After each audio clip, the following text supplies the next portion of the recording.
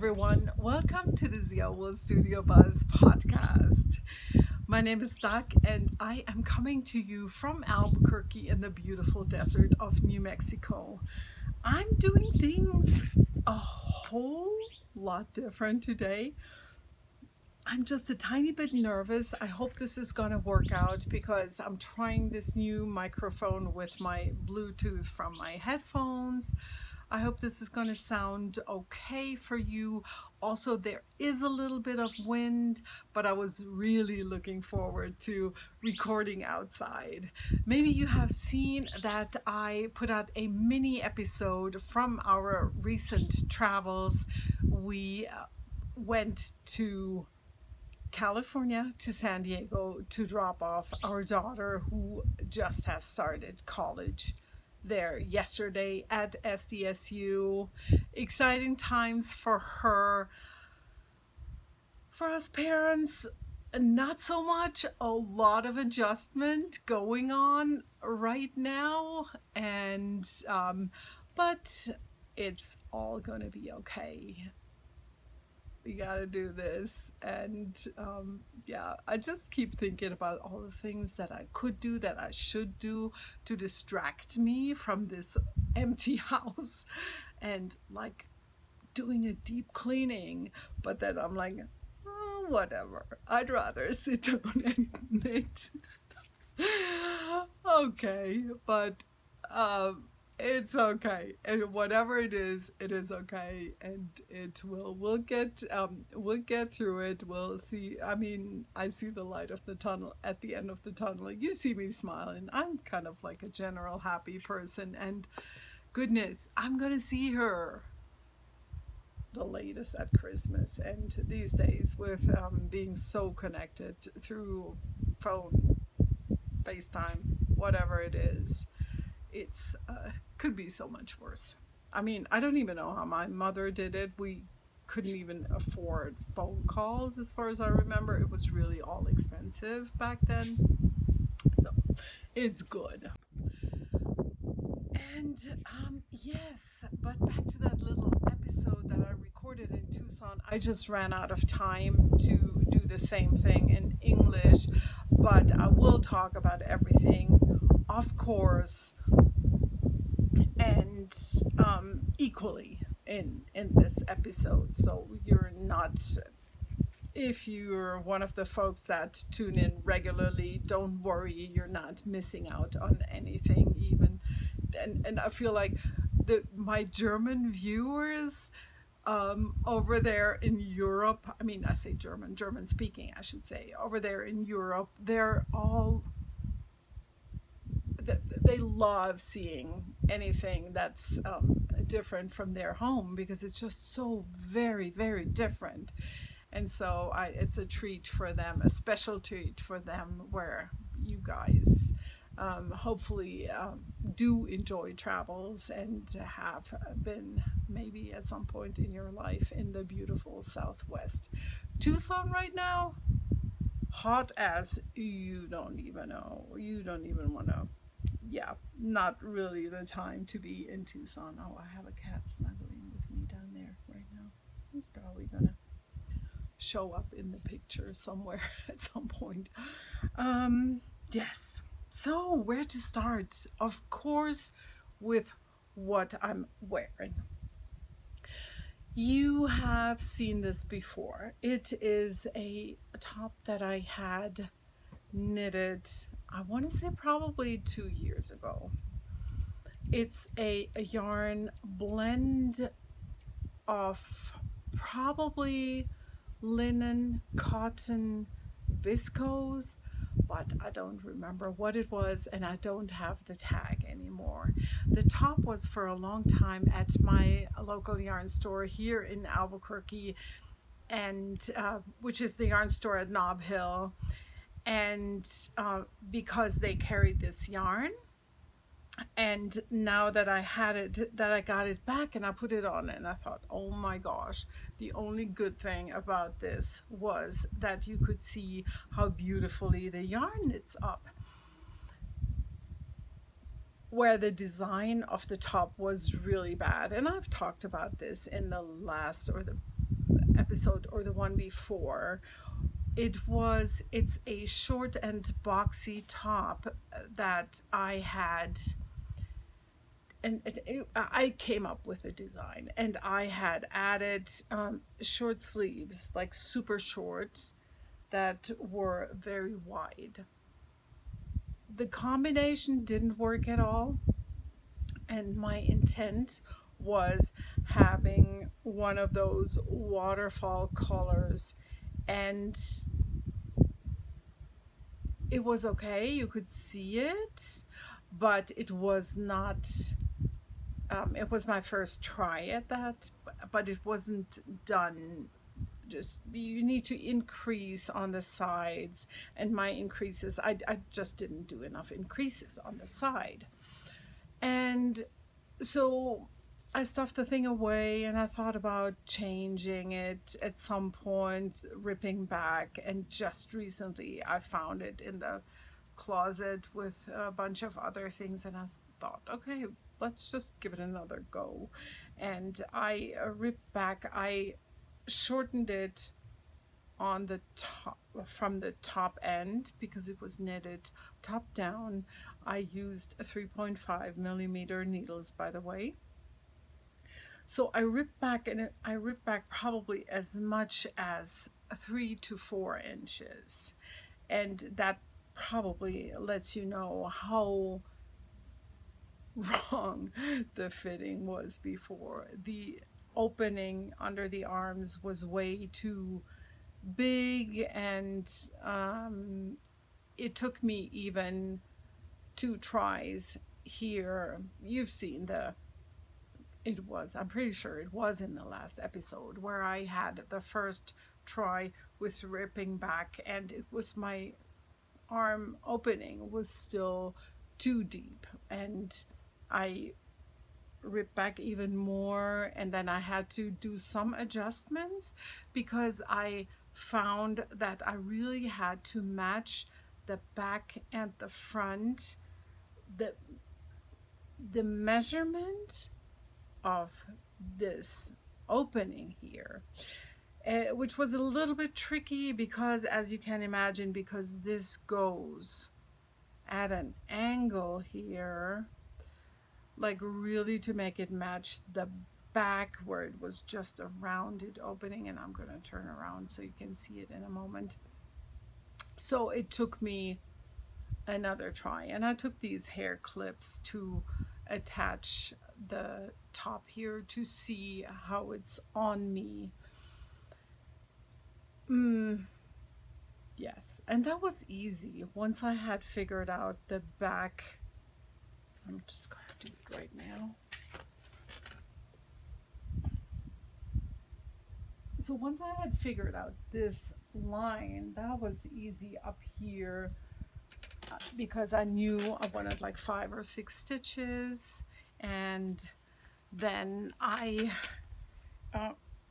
on the front, what you use to connect to the shoulders on the back is actually the top here. No, that's wrong. It's not. You would expect that you use the top, but actually I've used the side of this, which tips the front, the neckline, even a little bit more and makes it more drapey. Yeah, I'm really very happy with how it turned out. It really, I think it's great. I thought for a little bit about making these increases. Oh, goodness gracious, what am I even saying? I did do that. I did make steeper increases. Can you tell it's been a while? What do? You finish something 3 weeks ago, and then you forget right away all the adjustments that you made. I did rip back in the front down to here, and then did my increases faster. I think initially I had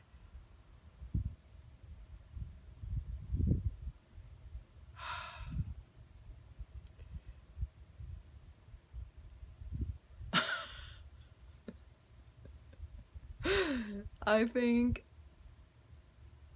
I went to increasing every fourth row from maybe every eighth. I mean, quite a bit steeper. And you can tell the result is different from what you saw last time. I apologize. I'm not good. I decided I'm not going to make a pattern out of this.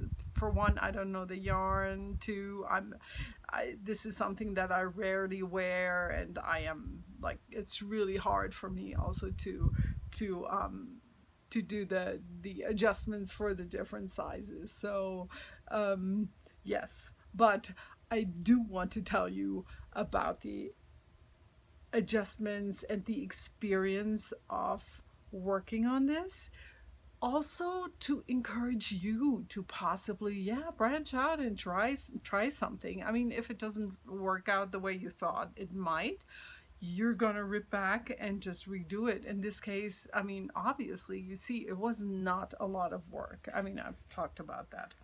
So it's all good. It turned out nicely. I was thinking about making it longer on the bottom, but I did not need to do that. It's slightly below my natural, oh, well, slightly. My natural waist is kind of high.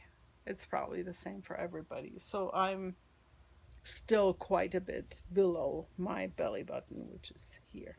Yeah. So very happy with this. And then I thought I have to tackle something else. I have to tackle the top that I had started for my niece, because Germany has a heat wave. It's for my niece who lives in Germany, and I thought, oh my gosh, if I don't get this done, it's not. She's going to get it who knows when. But right now you can actually send something, and a few weeks ago, packages could take weeks, even 2 months or longer. But I feel like right now it's getting a little bit better, so I can send this to her.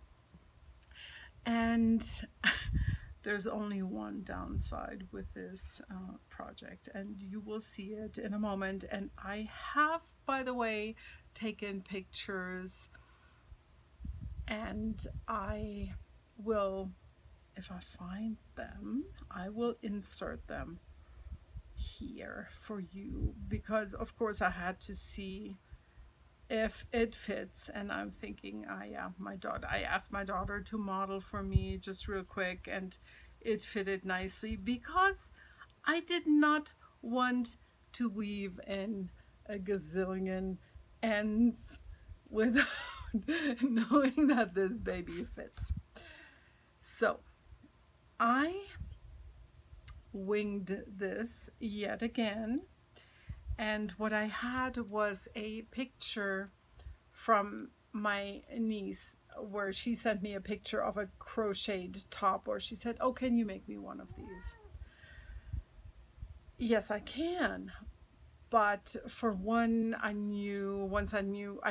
initially I said, yes, I'm going to do that when I'm in Germany. But then oh, that's so funny. The cat just jumped up on the swing seat, and of course it swings now, but she didn't like it. She jumped back down.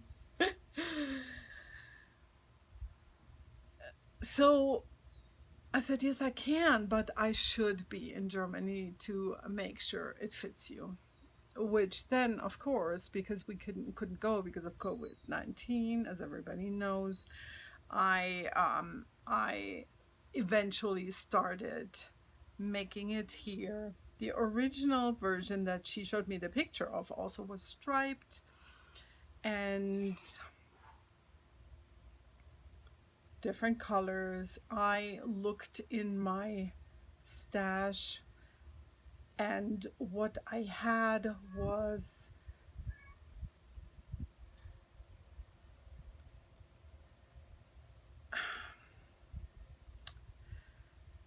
I hate that I'm doing this again. I don't know what this yarn is. I got it as samples in the goodie bag. I believe they're all Barocco yarns. that I got from the knitting retreat in Winslow in the goodie bag, and I thought the colors would be nice for my niece. I thought she would like them because she's not too much into the bright colors. And I don't know, I probably should have carried the yarn up, but then again, from here across 2 stripes, I don't know. And I thought if I weave in the ends, then I can actually really make sure that there's no holes, which I do have now.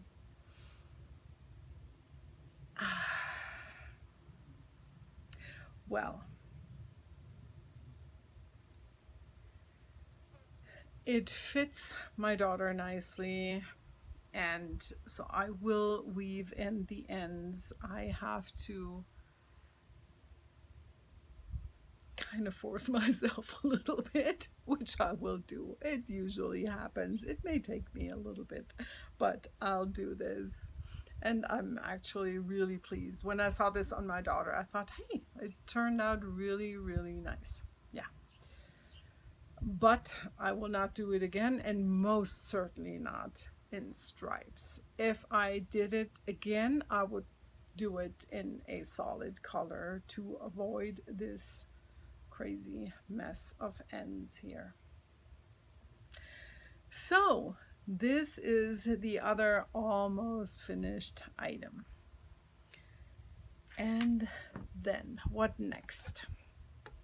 I have to get this out of the box, and you may guess I was so in love with my honeycomb shawl that I just kept going and going until I finished it, and it's every bit as beautiful as I knew it was going to be.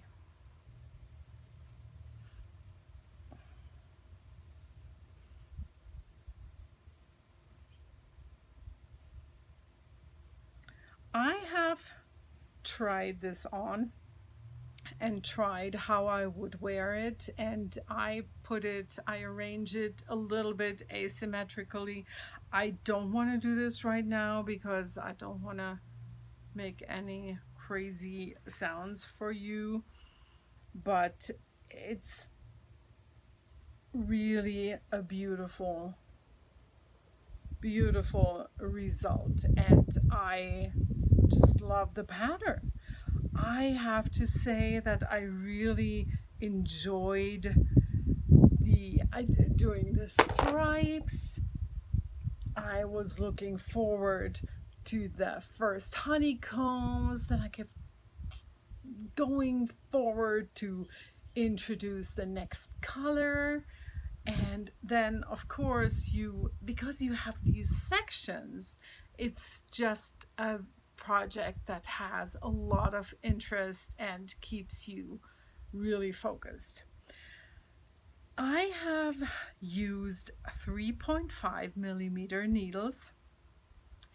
This green is a Madeline Tosh, and the what can I call it, the brown olivey color that I've used throughout the whole project, that is a Marigold Jen yarn.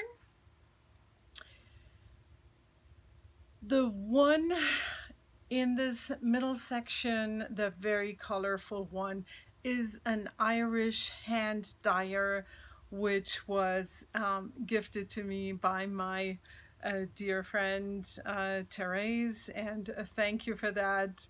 Again, she told me she still has the tag somewhere, but we haven't seen each other now for months. And so I haven't asked her yet if she still knows where the tag is, because I think I've had the yarn for probably about 2 years. The last yarn is indeed the yarn that I picked originally at the Maryland Sheep and Wool Festival 2 years ago for this shawl. the Miss Babs booth was where I saw the shawl, because seriously, this on the pattern page, I mean, it looks nice, but not, I don't think I would have picked it. But seeing it there on display made all the difference for me. And that's where I bought the yarn. But I just changed, once I was at home, I changed this color, the greenish, yellowish color was initially different, as well as the yarn in the Irish yarn that I used was, I planned something different initially, except for the Marigold Jen, which I bought at Maryland Sheep and Wool Festival, as well as this one. Like I said, it's a Miss Babs. And let me see if I have the colorways here.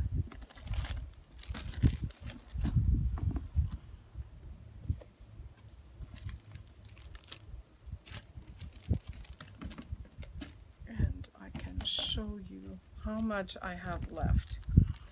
I have not weighed my leftovers, but I can tell you that I have knitted this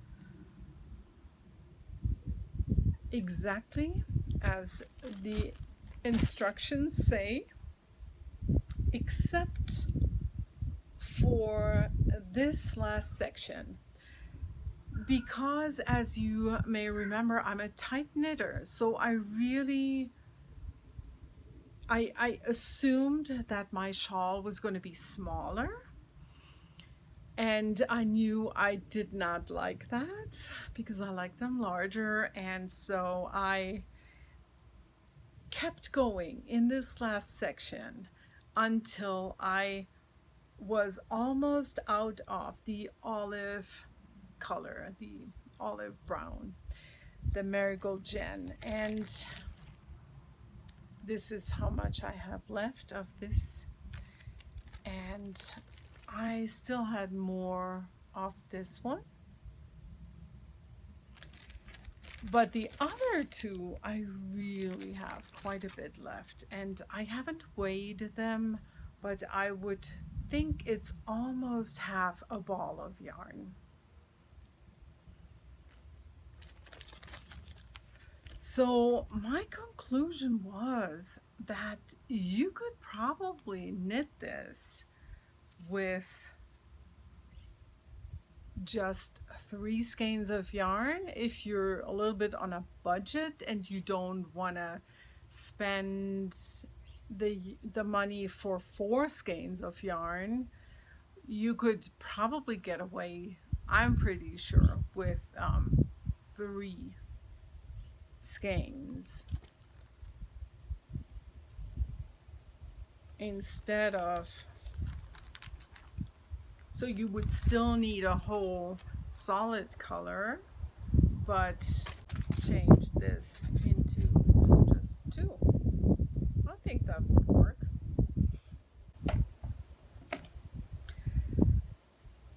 Honeycomb Shawl by Kirsten Kapoor.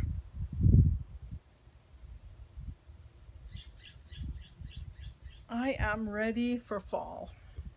Total fall colors. But still not just fall. Yeah. I wanted to show you also this. I just found that in there with the other leftovers.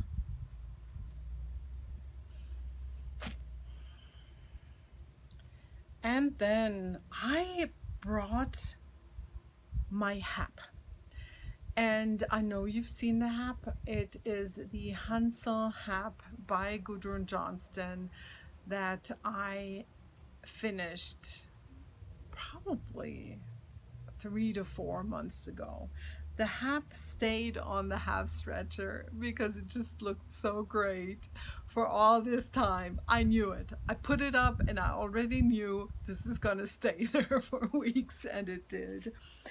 But now I just took it down and I thought I put it in the bin here, and I thought I'll show you one more time so maybe you get the feel for the size a little bit better. The hap was made with all hand spun yarn,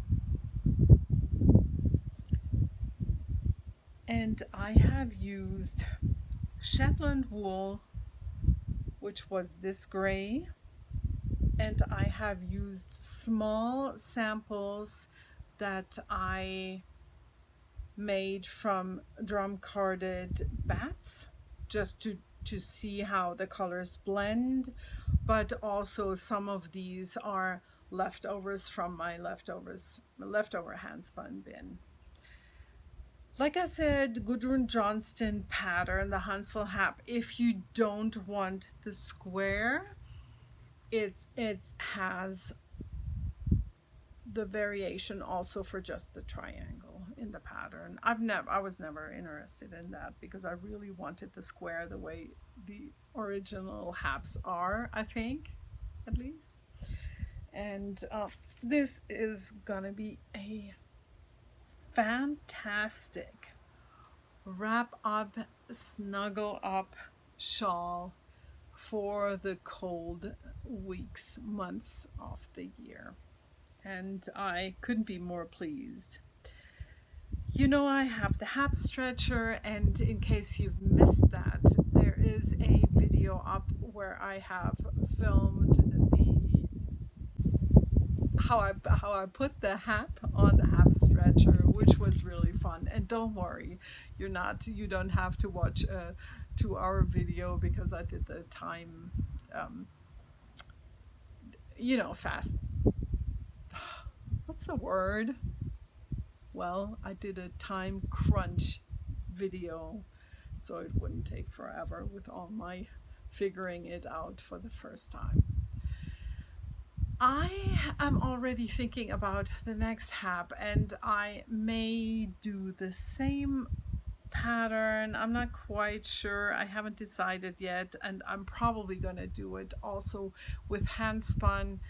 It's got to be something special, and I may in fact use the hand spun that is not yet spun, but that's from my on the little spinning tops that are they're little balls that I made from the first batch of wool that I washed and processed myself, and that I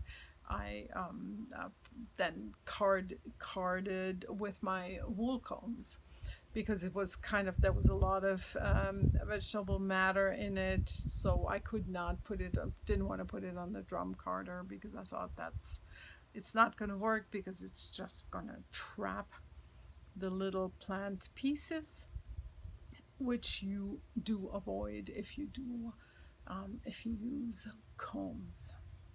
And that worked out. Now I just gotta spin them. Okay, this is warm.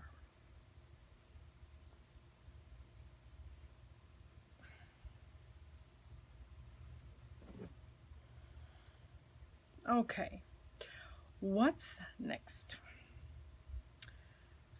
I have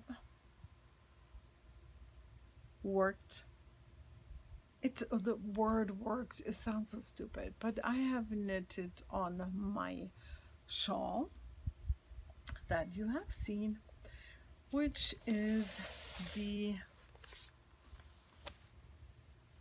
Larimar shawl by Sue Berg.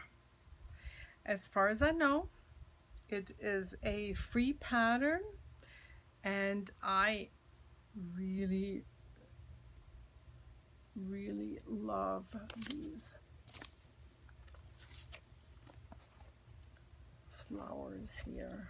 They're kind of like, I don't even know. Well, it's just a beautiful lace motif.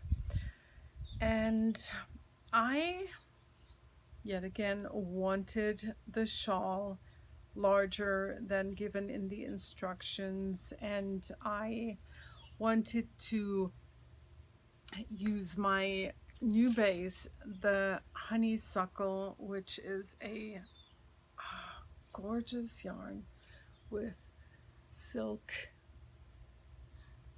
and cashmere. Just so soft and so lovely with this nice sheen.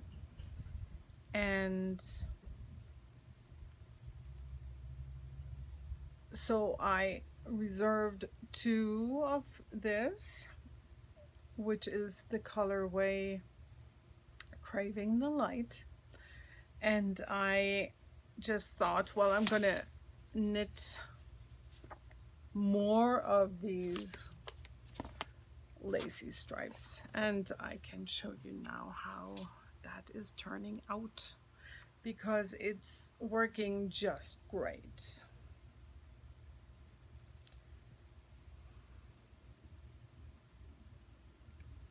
So I did 3 of these, and I just made sure that the space between the stripes was identical, but when I started now with the final edge, I didn't want to knit any further because I thought I may run out of yarn, because that's still quite a bit of rows, and this is where I am right now. What I did to figure out the stitch count, and we're talking a number given in the instructions of maybe somewhere around 280 stitches when you start the final section. I had about close to 500, I think, because I counted here maybe, and I had already 550 stitches.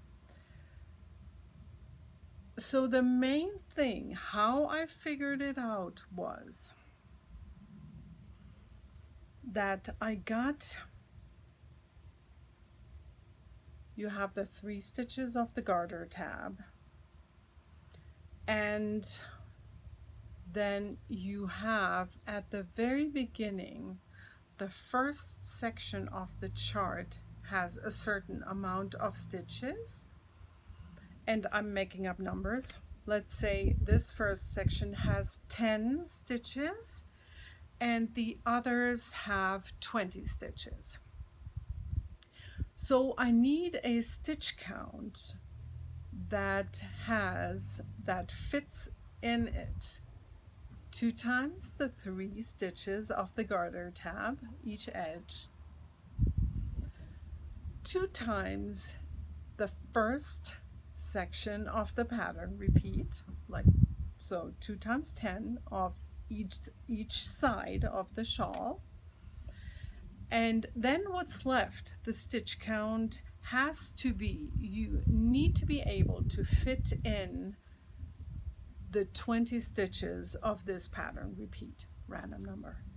So I knew I was going to have, let's say, I needed 540 stitches, but this stitch count, the 20 stitches, had to be an odd amount of 20 stitches, because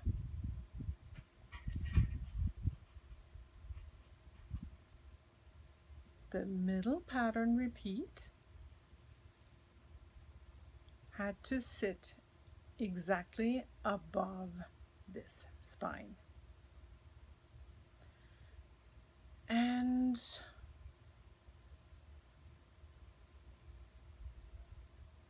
when I actually did it, I did my math. Of course, I was wrong. I figured out how many stitches I need, how many more rows to get to that stitch count, and in the end, I get to the middle and I don't have the right amount of stitches until I got to the middle. Okay, I'm like, whatever, I'm gonna fudge it in the next row to even it out. then I get to the end and I see I'm also one stitch short on this whole section. So what I did was I went back to the middle, and I needed, yes, I did need one more stitch for these two sections. And I mean, I needed one extra here, and then because I was missing one on the total half, I knew I wanted to add that missing stitch also in this section. And this is no witchcraft, seriously. I just added one yarn over so it's mirrored, and you hopefully can see it right here. This weird one extra yarn over is the yarn over to make up for the missing stitches, and it's fine. Only me, it's only me who knows where these stitches come from, and now you do too. And I thought I need to tell you, because sometimes we're freaking out because the stitches don't match, and you just need to think, hey, okay, I need to be symmetrical. Also, I did not want to move the middle spine over, where I thought, is this supposed to be one over? No, it can't be. I looked at the pictures and I knew it had to go like this. Yes, and so now I just keep knitting with the last, as on this last section with the chart. And this is where I am right now. And I don't put markers. I don't know, it's working out fine. Yep, just keep going with this guy. And I had to make myself a new project bag, because I told you I was sewing and I put some project bags in the shop in the last weeks. And if you were looking and the shop was closed, it's open now, so we're back in business. And so one of Fiona's school classmates, she wanted a certain fabric, or she wanted a pencil bag to take to college, and she asked for a certain fabric if I had any more of that. But I knew I had purchased that fabric many years ago, but I thought maybe let's see if I have still a little piece. And so that's why I sorted all my tiny bits where the size doesn't match my standard project bags. And but when I went through all of these, I found a fabric that I love, and I always wanted to use it for something for myself, but I thought I was out of it, but now I found it. And it's this cutesy wootsy cat fabric with the glitter. So I was looking, what can I add to it to make it a size that's actually usable, and that the dots exactly pick up that color, and on the back as usual different colors. And I feel like this was a piece of fabric that Mom and I found in a thrift store. On the inside, I didn't even put my label because I knew this was for me. I know I made it, and it's a really nice, kind of like a tie-dye flannel fabric that I use there. The handle, as usual, as I always make them, with a rayon, vintage rayon velvet ribbon. And this is where I put my Larimar shawl when I need to store it. More yellow. Put your shades on, because I have started this sweater. Sorry, I've started the sweater in my Put Your Shades On colorway, the neon yellow on Zia Wool's Dreamcatcher. Bam! And this was also something that I took on our trip to California. Lives in this bag, and this is where I am. So what happened was with this was that I think I told you I knew I wanted to make a sweater. Then I started looking and I found a sweater pattern that has an all lace sleeve and a raglan top down pattern. But that one, the pattern only was written for size medium because of, I think she wrote because of how the lace worked out. So she only did it in one size and she wanted to make it available. May even have been a free pattern. But then also my gauge was so far off. I thought maybe I can, add some pattern repeats, but I couldn't figure that one out because there was something funky about the way she did the sleeves. Anything else where I thought, oh, this might be nice, didn't work. The one that I showed you last time that I thought about using, I couldn't even use the extra large or double extra large size. That's how far off I was with my gauge. So in the end, I thought, what am I even worrying about? I'm just going to make up my own pattern. I wanted a top down, and I knew I wanted a lace pattern on the sleeves, plus I wanted a deeper round neckline on the front, a little bit like I got from in the Il Grande Favorito by Isabel Kramer, but that one is knitted with, bulky yarn. I held 3 yarns together.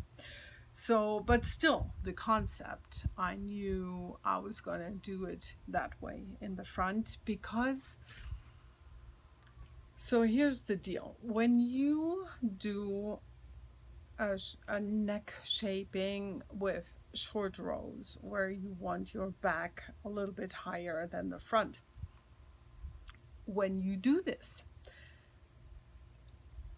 it's fine as long as the difference in height is not too extensive.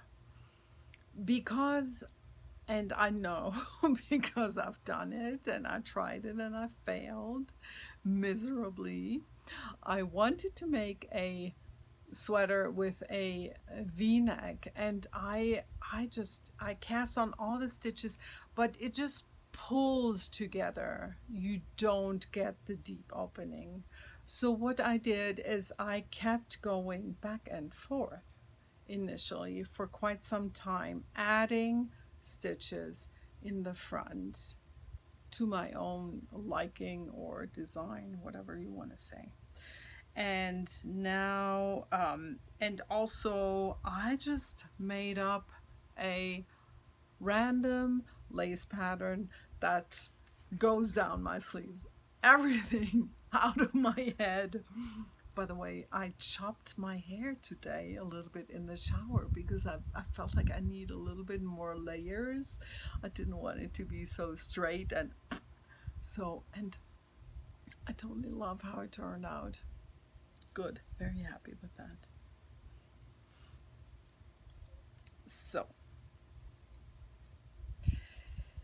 and if you see weird spots on the sweater, yes, it was sometimes on the floor in the car and somebody stepped on it with their dirty shoes, but it will be washed and it will be fine. So here it is.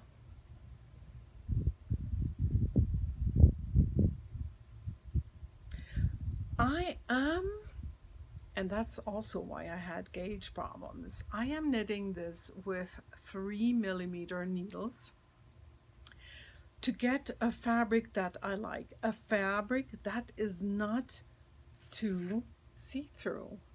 And I mean, just yesterday I was on Ravelry, I was looking at something and I'm like, how the heck can anybody get a gauge of 20 stitches with 3 millimeter needles? Sorry, that's beyond me. That's kind of like a net mesh fabric. I don't know. I don't understand. Well, whatever. It's hard at times, seriously. So this is the lace that will go down all the way.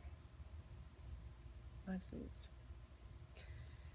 And I love how the neckline is. And of course, when I am done, I mean, I'm going to knit all the way down the body, and then I will pick up stitches, or away at the end. At some point, I will pick up stitches at the neckline, and I will do a ribbing. But I think the curve turned out really nice. In the back, it's straight.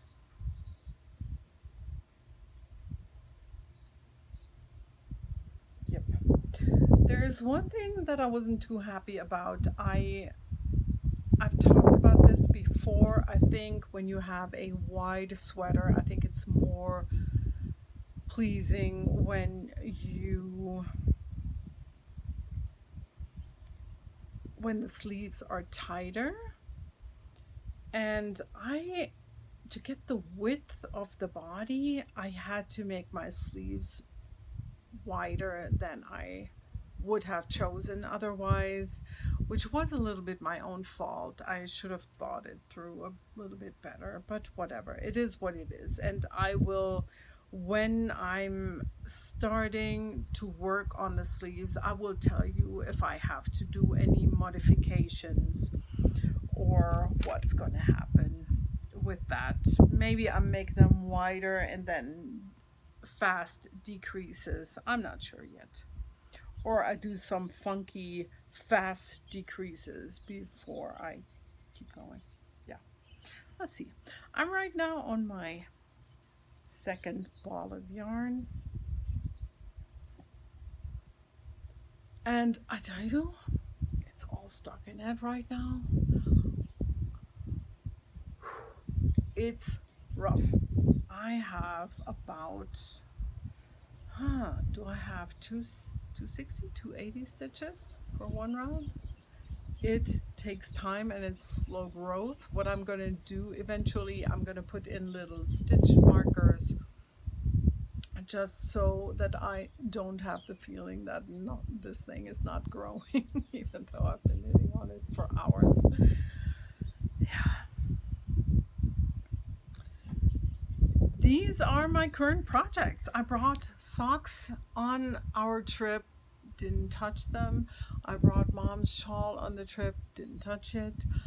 I have one more thing that I did want to show you that I spaced out on the last podcast and I didn't show you.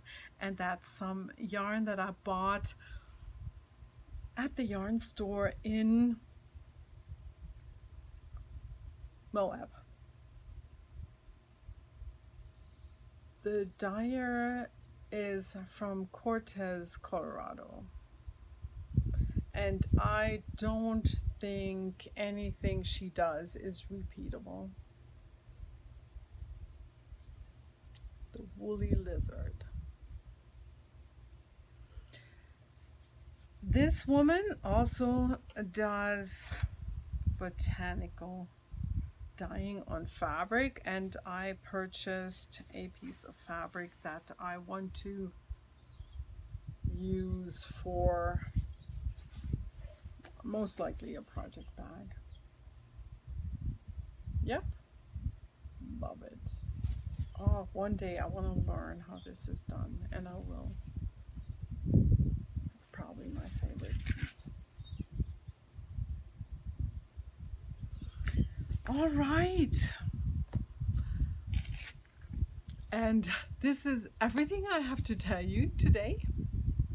I hope you've enjoyed spending some time with me. And I want to thank you, as always, for the comments. They help me and make me feel more connected to the knitters out there. And I'm looking forward to seeing you again in about a couple of weeks. And until I see you again, I wish you happy knitting. Bye.